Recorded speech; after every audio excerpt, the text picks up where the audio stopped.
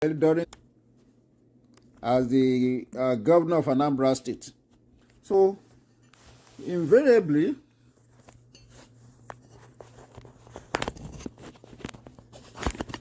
give me 1 second. Let me quickly share this to. Oh, shoot. Oh, God. Yeah. So, invariably, our next president is among Tinubu, Atiku, or Peter Obi. And if you ask me, if I'm going to be honest with you, if I'm going to be realistic about my point, I would have preferred Peter Obi over the 2 other candidates. That is my opinion. Don't quote me wrong, all right? Everybody has his own opinion. We have to be honest. So, Peter Obi, the way I see him, is still young, He's still young, vibrant, and is ready to do the work. He has been working, he has been running up and down to check what's the problem with Nigerian economy. How can we move forward as a Nigerian? How he can create a job? And according to what I've been seeing, he has gone to Egypt. He's now in Egypt, if the story that I'm getting is right, just to analyze how did the Egyptians got it right. Some year back, Egyptian economy was like maybe 10th in the world, in Africa. From there, it jumped to 5. As of today, as I'm talking to you, with the analysis and the statistics that we got, Egypt economy is number 1 in Africa. So I think that is why Peter Obi ran to Egypt to query or to make some inquiry from the Egyptians. What are the steps to get it right? And that is what we are talking about, leadership. A good leadership should know what to do, should know when to move, when to strike, when to go online and get things done for his people. But if we elect those 2 cargoes, I'm talking about Tinubu and Atiku, if we elect one of the 2, they were old. They may probably be thinking about, they may still have that old idea of politics, where they're supposed to Google and look for the solution.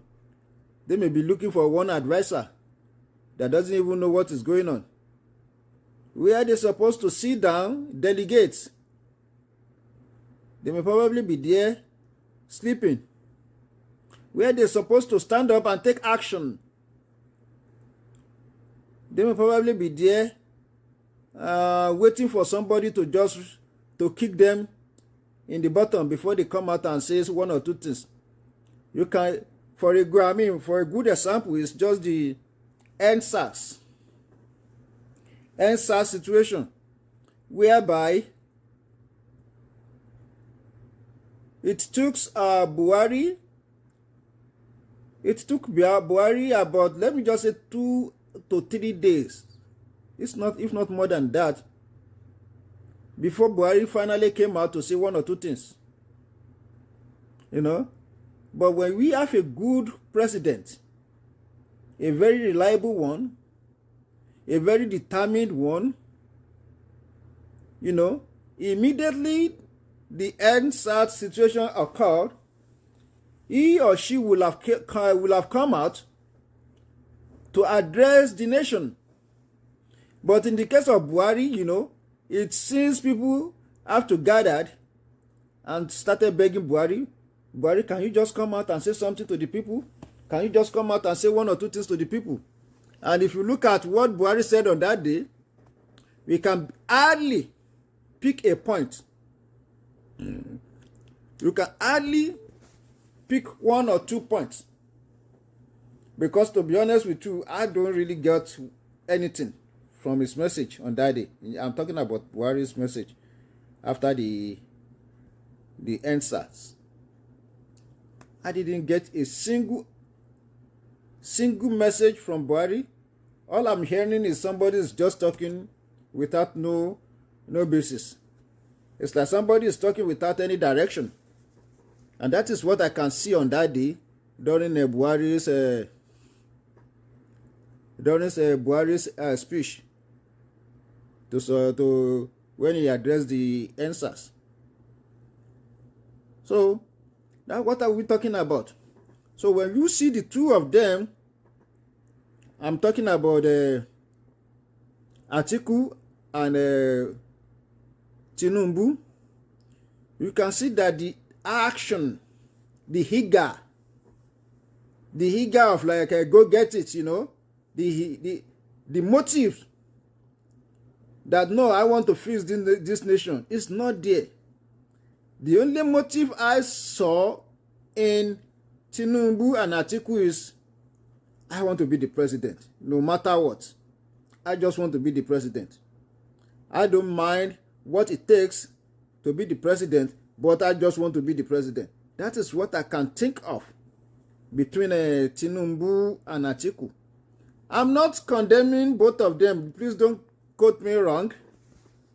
I'm not saying they may probably be a bad candidate, but from my view,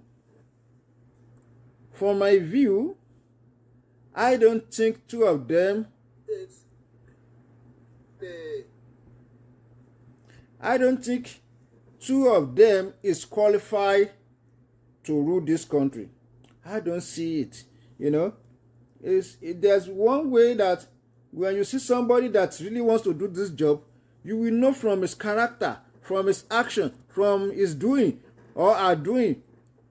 But in case of these two guys, they are only campaigning just to be the president. That's it. They are only going up and down for one purpose. I just want to be the president. I just want to be the president. That is their main purpose. But if you look at Peter Obi's thinking, it's about the country, about the nation, about education, about medical, you know, act. That is what I've been seeing with Peter Obi. I haven't seen any campaign from Atiku talking about free education, talking about how we're going to reform the country. You know, in case of Tinubu, that is even another dimension.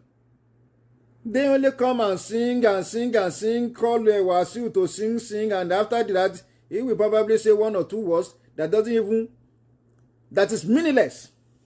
We have to be honest with ourselves. When it got to some stages, we have to be telling ourselves the truth and the fact.